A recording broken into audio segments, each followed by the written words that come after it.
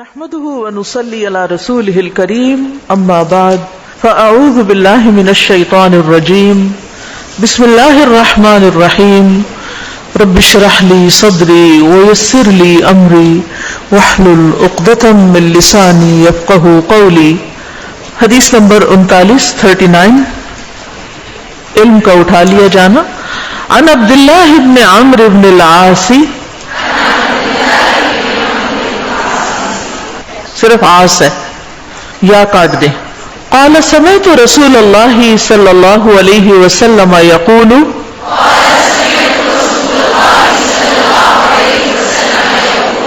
ان اللہ لا يقبض العلم انتزاعا ينتزعه من العباد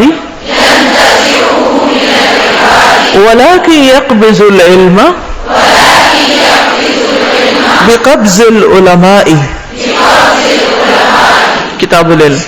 عبداللہ ابن عمرو بن عاص رضی اللہ عنہما سے روایت ہے، میں نے رسول اللہ صلی اللہ علیہ وسلم کو فرماتے ہوئے سنا، بے شک اللہ علم اس طرح نہیں اٹھائے گا کہ اسے بندوں کے سینوں سے کھینچ لے. انتزاعا ینتزع، نزع کا مطلب ہوتا ہے کھینچنا، یعنی بندوں نے اپنے سینوں میں اپنے دلوں میں جو علم یاد کر رکھا ہے اس کو کھینچ کے نکال نہیں دے گا، بلکہ وہ علم کو علماء کی وفات کے ذریعے سے اٹھائے گا. یعنی علم والے اٹھتے جائیں گے، علم ختم ہوتا جائے گا.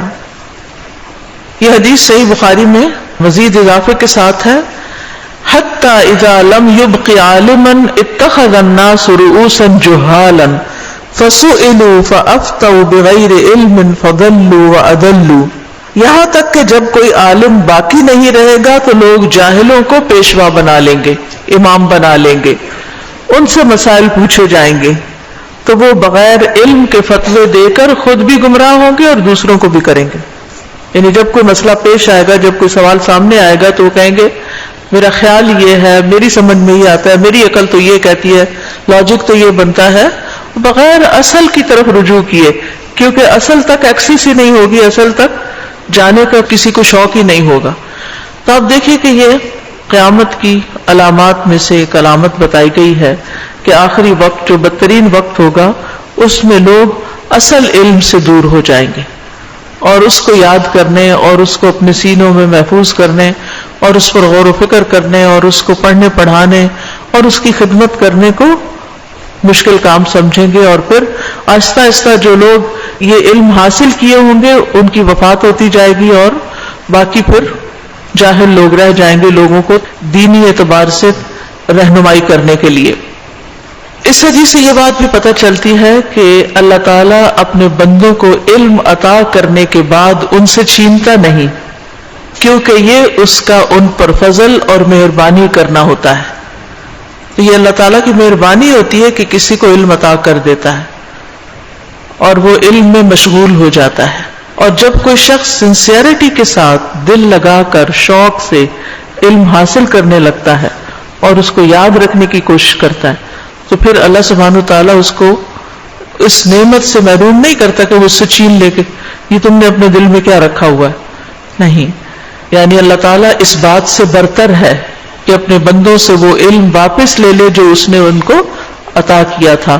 وہ علم جو اللہ کی معرفت پر مبنی ہے، اس کے دین کی، اس کے احکام کی، اس کے لائی ہوئی شریعت کے بارے میں سیکھا سکھایا گیا ہے.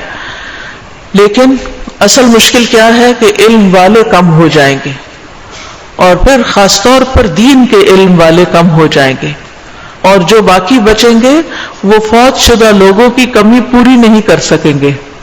اور یہاں آپ صلی اللہ علیہ وسلم نے امت کو خبردار کیا ہے، ڈرایا ہے کہ ایک وقت آئے گا کہ امت سے یہ خیر اٹھا لی جائے گی اور لوگ پھر جہالت میں ہی مبتلا ہو جائیں گے. تو اس لیے کتنا ضروری ہے کہ ہم لوگ اس دین کے علم کو سیکھنے کے لیے وقت نکالیں، اس کی طرف توجہ کریں، اور اس کو نہ صرف یہ کہ خود سیکھیں بلکہ اپنے بچوں کو بھی سکھائیں. بہت دفعہ یہ دیکھنے میں آیا ہے کہ ہم خود تو دین کی طرف آ گئے لیکن بچوں کے لیے ہم نے دین پسند نہیں کیا. میں سب کی بات نہیں کر رہی، لیکن ایک عام سا ٹرینڈ ہے کہ خاندان کے بزرگ دین میں ہیں، مڈل ایج کے لوگ دین پڑھ رہے ہیں، اب دنیا دیکھ کر اب دین کی طرف لوٹے ہیں تو پڑھ رہے ہیں، سیکھ رہے ہیں، لیکن اپنے بچے اور بچوں کے بچے ان کے لیے ہم نے دنیا پسند کر لی، اس خوف سے کہ اگر انہوں نے دنیا کے علم نہ پڑھے تو پیچھے رہ جائیں گے۔ ٹھیک ہے وہ بھی پڑھائیں، لیکن اس کے ساتھ ساتھ ہم میں سے ہر ماں کو یہ فکر ہونی چاہیے کہ اس کا بچہ دین کی کتنی تعلیم اور دین کی کتنی سمجھ بوجھ حاصل کر رہا ہے کہ وہ ایک مسلمان کی حیثیت سے جی سکے، اس کو بنیادی مسائل کا کتنا علم ہے، کیا عقیدے کی بنیادی چیزیں کہ وہ شرک سے بچ سکے، بدعت سے بچ سکے، اور کسی بھی ایسے نظریے سے متاثر نہ ہو کہ جو اس کے ایمان میں بگاڑ پیدا کرنے والے۔ اسی طرح عبادات کو ٹھیک سے ادا کرنا آتا ہو، اسی طرح ریلیشن شپس میں اس کو بڑے چھوٹے کی تمیز پتہ ہو، پھر اسی طرح لوگوں کے ساتھ معاملات، عام لوگوں کے ساتھ، اور اگر کوئی خاص فیلڈ ہے اس کا، کوئی بزنس ہے یا جاب ہے یا کسی اور معاملے میں وہ کام کر رہا ہے تو اس معاملے سے متعلق وہ حلال و حرام کو جانے۔ کیا ہم میں سے کسی کا بیٹا اگر بزنس شروع کرتا ہے تو ہم اس کو یہ تلقین کرتے ہیں کہ بیٹا اس میں حلال حرام کو جان لو، اور اگر وہ کچھ کمانے لگتا ہے تو کیا ہمیں فکر ہوتی ہے کہ وہ زکوٰۃ بھی ادا کر رہا ہے یا نہیں، اور اس کو اپنے زکوٰۃ کے مسائل پتہ ہیں یا نہیں؟ ٹیکس کا قانون تو وہ جاننے کی کوشش کرتا ہے کہ کہیں ایسا نہ ہو کہ کوئی کمی بیشی ہو تو کوئی پینلٹی ہو جائے، لیکن زکوٰۃ دے رہا ہے یا نہیں دے رہا اس کی ہمیں فکر نہیں ہوتی۔ پھر یہ کہ اگر اس کے پاس ایک سرٹن اماؤنٹ جمع ہو گئی ہے تو اس کے اوپر حج فرض ہو گیا ہے، کیا وہ اپنے حج کی فکر کر رہا ہے یا نہیں؟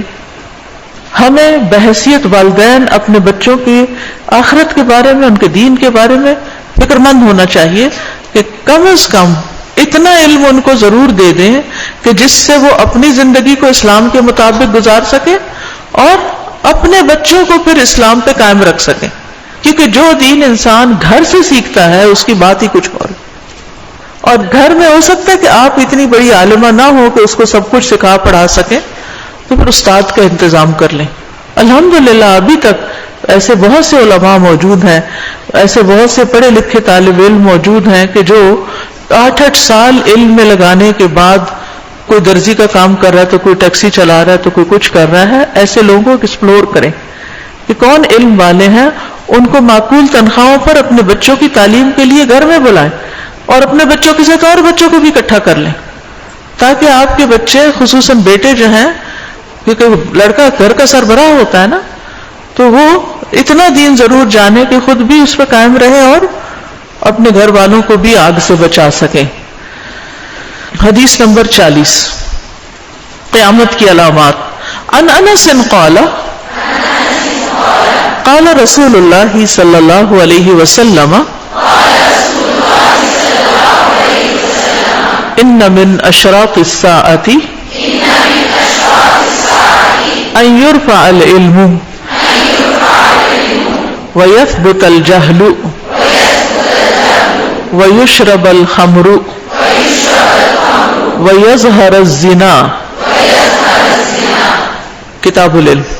انس رضی اللہ عنہ روایت کرتے ہیں رسول اللہ صلی اللہ علیہ وسلم نے فرمایا، بے شک علامات قیامت میں سے ہے کہ علم اٹھا لیا جائے گا، یعنی دینی علم مراد ہے، جہالت پھیل جائے گی، شراب پی جائے گی اور زنا عام ہو جائے گا۔ تو علم اٹھ جانے سے مراد کیا ہے؟ جو پچھلی حدیث میں ہم نے پڑھا کہ علماء فوت ہو جائیں گے اور علماء کے فوت ہونے کی وجہ سے علم کم ہو جائے گا۔ اسی طرح بخاری کی ایک اور روایت میں ہے ان یقل العلم، یرفع اٹھا لیا جائے گا، اور ایک یہ کہ کم ہو جائے گا۔ تو اس میں احتمال ہے کہ علم کا کم ہونا پہلی علامت اور پھر اس کا اٹھ ہی جانا آخری علامت ہوگی، یعنی آہستہ آہستہ کمی آتی جائے گی جو لوگ دین پڑھنے والے ان میں، اور پھر خصوصاً عمل کرنے والے اس پر، کیونکہ پڑھنے والے بعض اوقات بہت ہوتے ہیں لیکن عمل نہیں کرتے، اور پھر بالآخر وہ ختم ہی ہو کر رہ جائے گا اور لوگ اندھیروں میں زندگی بسر کریں گے۔ اور علم دین کے بغیر دنیا اور آخرت دونوں کا خسارہ ہے۔ دنیا میں بھی آپ دیکھیے کہ انسان ٹکرے مارتا رہتا ہے، بہت سے مسائل میں الجھا رہتا ہے، اور عموماً لوگوں کا طریقہ کیا ہوتا ہے کہ خود علم حاصل نہیں کرتے، زندگی گزارنے کا طریقہ نہیں سیکھتے. دین ہے کیا اصل میں؟ زندگی گزارنے کا طریقہ ہے.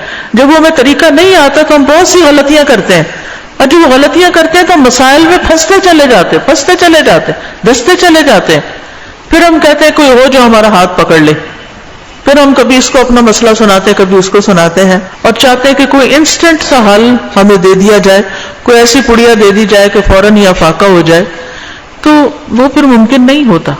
وہ مسائل جو گمبھیر ہو چکے ہوتے ہیں، جڑ پکڑ چکے ہوتے ہیں، ان کے لیے پھر کوئی آسان حل عام طور پر ہوتا نہیں ہے، سوائے اس کے کہ آپ مختلف لوگوں کو مسائل سنا کے اپنی فرسٹریشن دور کر لیتے ہیں.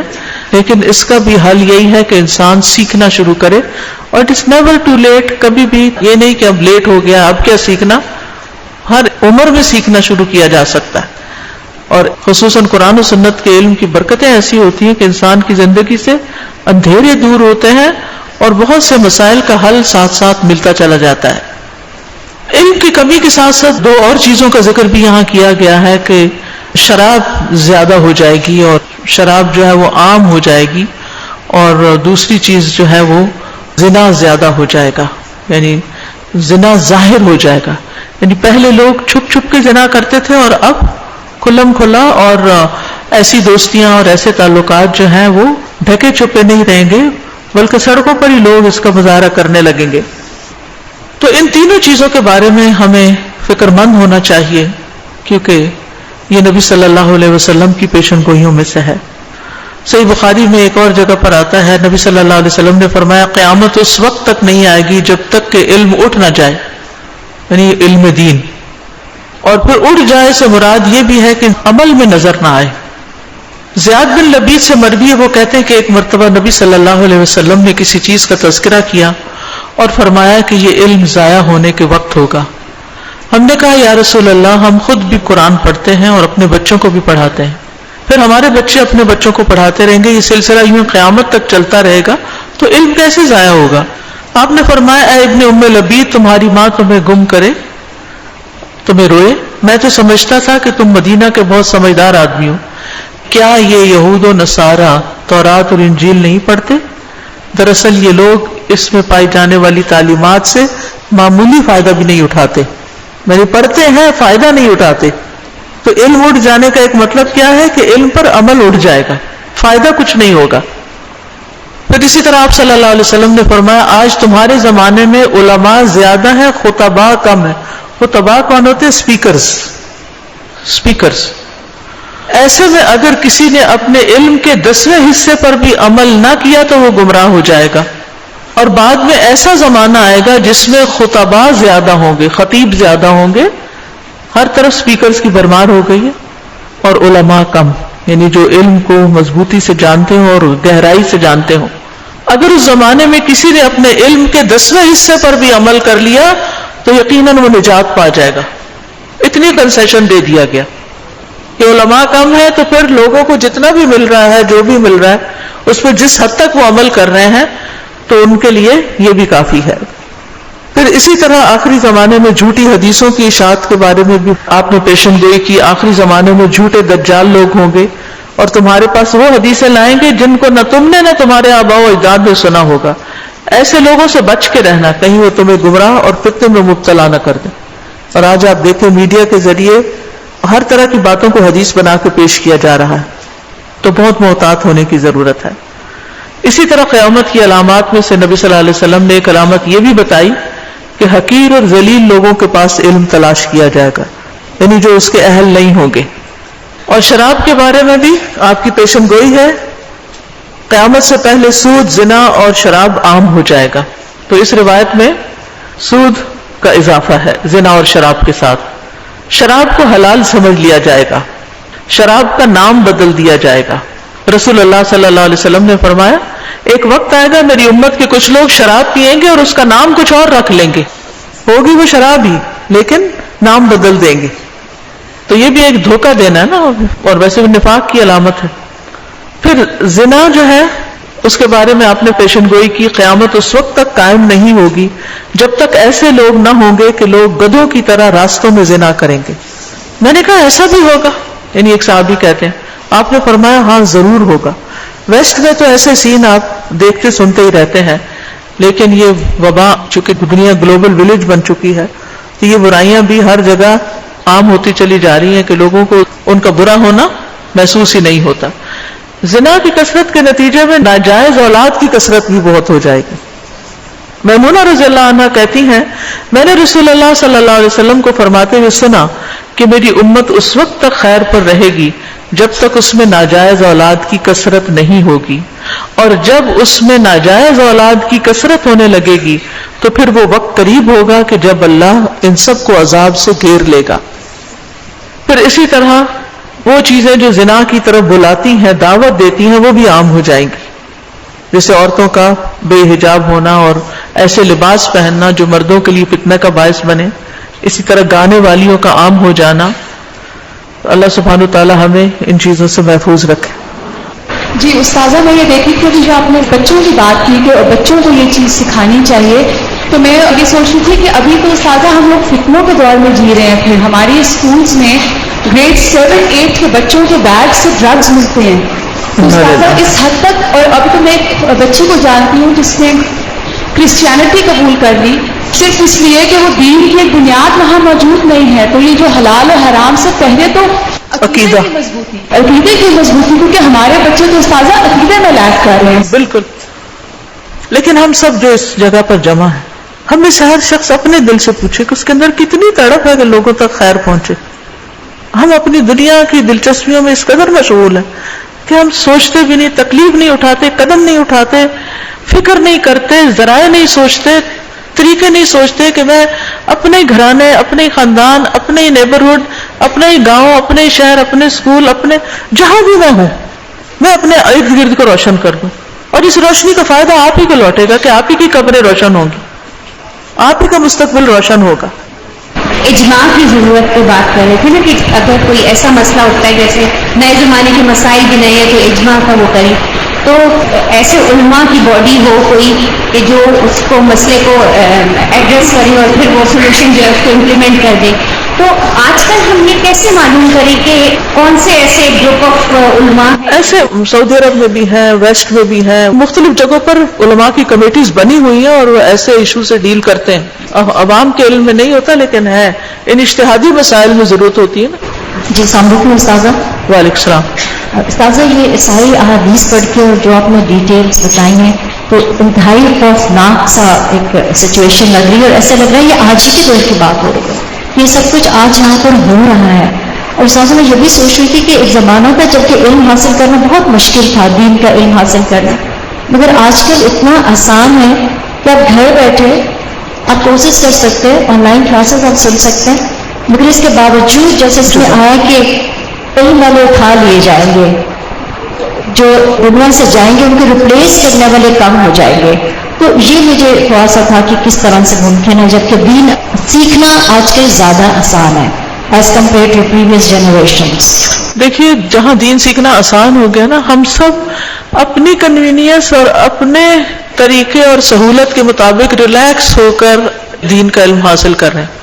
یعنی بہت سارے لوگ اب کیا پریفر کر رہے ہیں کہ ہم کسی عالم کے پاس بیٹھ کے یا کسی علم کی مجلس میں بیٹھ کر پڑھنے اور اس کو یاد کرنے اور سنانے اور امتحان دینے کے بجائے کیا ہے آن لائن بیٹھ کر کوئی لیکچر سن لیں، گاڑی میں آتے جاتے کچھ سن لیں، اس میں سے کچھ یاد رہے کچھ نہ رہے، کبھی بیچ میں سو گئے، کبھی باتیں شروع کر دی، کبھی کوئی اور آدھا ادھر سے آدھا ادھر سے. تو یہ علم میں پختگی اس سے تھوڑی آتی. یعنی کہیں بیٹھے ہوئے آپ کوئی ٹی وی پر کچھ سن رہے ہیں یا کسی نیٹ پہ کچھ سن رہے ہیں تو یہ بس ٹھیک ہے فریش کرنے کا اپنے آپ کو ذریعہ، لیکن اس سے انسان عالم تھوڑی بن جاتا ہے. جی استاذہ بھی آپ نے فرمایا تھا کہ علم کا کم ہونا جو ہے وہ پہلی علامت ہے، لیکن میں یہ دیکھتی ہوں کہ آج سے 15 سال پہلے کوئی تو جانتا بھی نہیں تھا کہ لفظی ترجمہ کیا ہوتا ہے یا احادیث ضعیف کیا ہوتی ہیں یا احادیث کو لیا کیسے جاتا ہے، یا آپ دیکھیں کہ پردہ کتنا تھا، عبایا کو کتنا نظر آیا کرتا تھا. تو میرا یہ خیال، مجھے تو یہ لگتا ہے کہ علم تو پہلے سے زیادہ ہو رہا ہے، تو یہ کیسے آپ یعنی کہ علم کم ہوتا جائے گا، اب تو زیادہ ہو رہا ہے. یہ صرف اس حال میں آپ کو نظر آ رہا ہے یا چند جگہوں پہ نظر آ رہا ہے؟ اگر میجورٹی کو آپ دیکھیں، اگر آپ ریشو دیکھیں، کسی بھی ایک علاقے کو لے لیں، گارڈن ٹاؤن کو لے لیں ماڈل ٹاؤن کو لے لیں، کسی ٹاؤن کو لے لیں، یہاں بھی لاہور کے اندر بھی اس کے کل گھروں کی تعداد معلوم کریں اور اس میں سے آپ دیکھیں کہ کتنے گھروں میں قرآن سمجھا جا رہا ہے، پھر مجھے بتائیں زیادہ یہ کم ہے. یعنی آپ کمپیئر کر رہے ہیں پیچھے سے، لیکن آبادی کے تناسب میں زیادہ نہیں ہے. حضرت جی یہ ایسے بھی لگتا ہے کہ جیسے ریچولز والا جو دین ہے نا وہ بڑھتا جا رہا ہے، اور جو اس کی صحیح جو تفقع ہے یا وزڈم کے ساتھ اس کو امپلیمنٹ کرنا ہے وہ بہت کم ہوتا جا رہا ہے. مجھے ابھی 2-3 دن پہلے کسی نے بتایا کہ ان کی فیملی کی ایک بچی کی شادی کسی اور گھرانے میں ہوئی، تو وہ بچی جو ہے وہ نماز جب پڑھتی تھی تو وہ ذرا اونچا سجدہ کرتی تھی اور یہ جگہ نیچے نہیں لگاتی تھی. تو اس کے فادر ان لا نے گھر کے بچوں کو کہا کہ جب یہ سجدے میں جائے تو اس کو سٹکس کے ساتھ مارا کرو. انہوں نے سب کو سٹکس پکڑا دی اور انہوں نے نا اس بچی کو جب وہ سجدہ کرے تو اس کو مارنا شروع کیا، تو وہ اتنا گھبرائی کہ اس نے نماز ہی چھوڑ دی. تو اب کسی کو اگر اتنا بھی برداشت یا حوصلہ نہ ہو یا وسعت نہیں آ رہی، ریچولز آ رہے ہیں، وسعت نہیں آ رہی ذہن میں، یعنی روح نہیں ہے دین کی، روح اور اس پر حقیقی معنوں میں عمل. چلو ریچولز کی حد تک ہو گیا، اور پھر آپ دیکھیے کہ ایک ہوتا ہے کسی بیل کی طرح چیزوں کو پھیلتے چلے جانا، لیکن ایک ہے کہ مضبوط درختوں کا لگنا اور سایہ دار ہونا اور ہر سال پھل لاتے جانا. بہت سے لوگ سیکھ کر صرف اپنے حد تک ہی سیکھے میں، سکھانے کے قابل کتنے بنے ہیں، اس درجے کی محنت کتنے لوگوں نے کی ہے کہ زندگیاں اس پر لگائیں یا کچھ وقت لگائیں. جس طرح سمجھو یہ جو بات یہاں پہ ہو رہی ہے کہ علم کا اٹھ جانا ہو جائے گا، جہالت عام ہو جائے گی. تبھی جو یہ بات کہہ رہے ہیں کہ آج علم زیادہ ہے، دیکھا جائے تو اسکول زیادہ ہے یا ویسے زیادہ ہے، بنیادی تعلیم زیادہ ہے، لیکن رویوں میں دیکھا جائے تو جہالت بہت زیادہ ہے. یہ رویہ اگر دیکھا جائے، اسی طرح یہ جو اس کے ساتھ لنک چیز ہے کہ شراب اور زنا کا عام ہونا، تو زیادہ تر یہ ایسے گھرانوں کے بچے انوالو ہوتے ہیں جو سمجھتے ہیں ہم کہ ہائیلی ایجوکیٹڈ بھی ہیں اور ایسی یونیورسٹیز میں بھی پڑھ رہے ہیں. تو اس لیے یہ جو بات ہے نا کہ ان کا ضائع ہونا عمل کے ساتھ ہونا. اور سچ بات تو یہ ہے کہ ہم بھی جتنے لوگ پڑھ رہے ہیں، اپنا بھی محاسبہ اگر ہم کریں تو علم جتنا ہے اتنا تیزی کے ساتھ ہم میں عمل کی بھی کمی ہے. اور جو آپ نے بھی فرمایا کہ اس درجے کا علم حاصل کرنا کہ ہم باقی علماء کو ریپلیس بھی کر سکیں. ہاں، اصل جو آپ کی پیشن گوئی ہے وہ یہی ہے کہ علماء جو باقی راسخون فی العلم ہے وہ جب اٹھ جائیں گے تو ان کو ریپلیس کرنے والے لوگ نہیں ہوں گے، کیونکہ اس درجے کی قربانی اور محنت اور مشقتیں برداشت کرنا یہ لوگوں کے اندر کم ہو گیا. سزا یہ بھی ہے نا کہ علم جو ہے وہ قربانی سے اور تقویٰ سے آتا ہے. تو اگر اب ہم اپنے ارد گرد خواہشات دیکھیں تو مجھے سب سے بڑی چیز جو لگتی ہے نا وہ اس ٹائم پہ خواہشات پر کنٹرول کرنا بالکل بہت مشکل ہوا ہے. حدیث نمبر 37، نبی کریم صلی اللہ علیہ وسلم پر جھوٹ باندھنا، جھوٹی حدیثیں بیان کرنا. ان سلمۃ بن الاکوع قال سمعت النبی صلی اللہ علیہ وسلم یقول من یقل علی ما لم اقل فلیتبوأ مقعدہ من النار. سلمہ بن اکوع رضی اللہ عنہ روایت کرتے ہیں، میں نے نبی کریم صلی اللہ علیہ وسلم کو فرماتے ہوئے سنا، جو شخص مجھ پر وہ کہے جو میں نے نہیں کہی، جو میں نے کہا ہی نہیں وہ میرے ذمہ لگا دے، تو وہ اپنا ٹھکانہ آگ میں بنا لے. یہ جھوٹی حدیث بیان کرنے کی سزا ہے. حضرت علی رضی اللہ عنہ سے روایت ہے، وہ کہتے ہیں نبی صلی اللہ علیہ وسلم نے فرمایا مجھ پر جھوٹ نہ باندھنا، کیونکہ جو شخص مجھ پر جھوٹ باندھے گا وہ یقیناً آگ میں جائے گا. استغفر اللہ. اس لیے سنی سنائی اور ادھر ادھر کی آئی ہوئی حدیثوں کو آگے آگے فارورڈ نہیں کرنا چاہیے، ان کی صحت کا بھی خیال رکھنا چاہیے.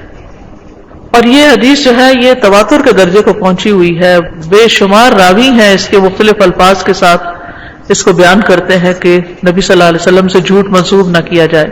صحابہ حدیث بیان کرنے میں بہت محتاط رویہ اختیار کرتے تھے. کبھی کبھی کہتے تھے کہ او کما قال رسول اللہ صلی اللہ علیہ وسلم، پھر اسی طرح آپ کے الفاظ کو اسی ترتیب سے بیان کرتے تھے. پھر آپ سے منسوب باتوں کی تصدیق کرنی چاہیے جیسے حضرت عمر رضی اللہ عنہ کرتے تھے. پھر احادیث کو لکھ لینا چاہیے، لکھی ہوئی حدیث کو آگے بیان کرنا چاہیے، نہ کہ صرف حافظے سے کچھ کی اور کچھ نہ کی. یعنی اس کو پوری توجہ نہ دی. قرآن کے بارے میں بھی کہنے کہ اللہ تعالیٰ فرماتا ہے، قرآن میں لکھا ہے، حالانکہ نہ لکھا ہو یہ بھی بہت غلط بات ہے، بہت کبیرہ گناہوں میں سے ہے. وَأَن تَقُولُوا عَلَى اللَّهِ مَا لَا تَعْلَمُونَ. اسی طرح نبی صلی اللہ علیہ وسلم کے بارے میں، اور اسی طرح کسی بھی عالم سے کوئی غلط بات منسوب کر دینا جو اس نے کہی نہ ہو یا اس کا وہ مقصد نہ ہو، تو یہ بھی بہت بڑا جرم ہے. یعنی کسی کے اوپر بھی جھوٹ باندھنا، بہتان لگانا. حدیث نمبر 38 بدعات. عن عائشہ رضی اللہ عنہا قالت قال رسول اللہ صلی اللہ علیہ وسلم من احدث فی امرنا ھذا ما لیس فیہ فہو رد. کتاب الصلح. عائشہ رضی اللہ تعالی عنہا سے روایت ہے کہ رسول اللہ صلی اللہ علیہ وسلم نے فرمایا، جس نے ہمارے اس دین میں کوئی نئی بات نکالی جو اس میں نہیں تھی تو وہ بات مردود ہوگی، رد ہوگی، ریجیکٹڈ ہوگی. یعنی اسلام کی ایک بنیاد ہے اور وہ ہے قرآن و سنت. وہ باتیں جو قرآن میں نہیں، جو رسول اللہ صلی اللہ علیہ وسلم نے نہیں بتائیں اور پھر نہ صحابہ نے ان پر کوئی عمل کیا، بعد کے ادوار میں دین کے نام پہ شروع کی گئیں، تو وہ چیزیں ناقابل قبول ہیں، کیونکہ دین مکمل ہے. الیوم اکملت لکم دینکم واتممت علیکم نعمتی ورضیت لکم الاسلام دینا. سورۃ المائدہ میں آتا ہے، آج کے دن میں نے تمہارا دین تمہارے لیے مکمل کر دیا. تو اگر کوئی شخص یہ کہتا ہے کہ آپ صلی اللہ علیہ وسلم سے کچھ باتیں چھوٹ گئی تھی تو وہ آپ پر خیانت کا الزام لگاتا ہے. آپ نے سب کچھ پہنچا دیا تھا. نبی صلی اللہ علیہ وسلم نے فرمایا، میرے سے قبل کوئی نبی ایسا نہیں گزرا جس کے ذمے اپنے علم کے مطابق اپنی امت کی بھلائی کی طرف رہنمائی لازم نہ ہو اور برائی سے اپنے علم کے مطابق انہیں ڈرانا لازم نہ ہو. تو انہوں نے اپنی اپنی ذمہ داریاں پھر پوری کی. عبداللہ بن مسعود کہتے ہیں کہ رسول اللہ صلی اللہ علیہ وسلم نے فرمایا، جو چیز تمہیں جنت کے قریب کر سکتی ہے میں نے تمہیں اس کا حکم دے دیا ہے، اور جو چیز تمہیں جہنم کے قریب کر سکتی ہے میں نے اس سے منع کر دیا. تو آپ کے بعد کہنا یہ چیز جہنم میں لے جائے گی، وہ جنت میں لے جائے گی، اتنا پڑھو تو جنت میں چلے جاؤ گے، یہ پھر بدعات میں شامل ہو جاتا ہے. نبی صلی اللہ علیہ وسلم نے یہ بھی فرمایا، مسند احمد کی روایت ہے، جب میں تم سے کوئی حدیث بیان کروں، اذا حدثتکم حدیثا فلا تزیدن علیہ، تو اس میں مزید اضافہ نہ کیا کرو، اس کو اتنا ہی بیان کرو. ہاں وضاحت کے لیے اگر کچھ الفاظ آ گئے تو اور بات ہے، ورنہ خود سے باتیں اس میں شامل نہیں کیا کرو. نبی صلی اللہ علیہ وسلم نے فرمایا، میں نے تمہیں سفید روشن دین پر چھوڑا ہے جس کی رات بھی اس کے دن کی طرح ہے. یعنی ہر چیز واضح ہے. اب وہی اس سے تجربی اختیار کرے گا جو ہلاک ہونے والا ہے.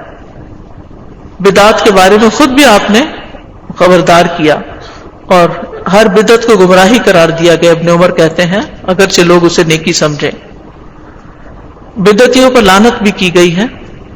نبی صلی اللہ علیہ وسلم نے فرمایا، مدینہ اس جگہ سے اس جگہ تک حرم ہے، اور یہ کہ اس کے درختوں کو نہ کاٹا جائے اور یہاں کوئی بدعت ایجاد نہ کی جائے. جس نے یہاں کوئی بدعت ایجاد کی اس پر اللہ، فرشتوں اور تمام لوگوں کی لعنت ہے. دیکھیں گناہ کا نا انسان کے اندر ایک کھٹک ہوتی ہے، انسان اس کو غلط سمجھ کے کرتا ہے، لیکن بدعت کو نیکی سمجھ کے کرتا ہے تو وہ پھر دھوکہ کھا جاتا ہے. تو جو کوئی بدعت ایجاد کرے، حدیث میں آتا ہے، پھر اس پر عمل کیا گیا تو اس پر ان عمل کرنے والوں کے برابر وبال ہوگا اور ان کے وبال میں کچھ کمی نہیں کی جائے گی. یعنی اگر آپ نے غلط طریقہ جاری کیا ہے تو جتنے لوگ اس غلط طریقے کو اختیار کریں گے پھر ان سب کا وبال بھی آپ پہ پڑے گا. بدعت سنت کو ختم کر دیتی ہے. یعنی لوگ جب غیر ضروری چیزوں میں مشغول ہو جاتے ہیں تو سنتوں کو چھوڑ دیتے ہیں. بدعتی اللہ کو انتہائی ناپسند ہے.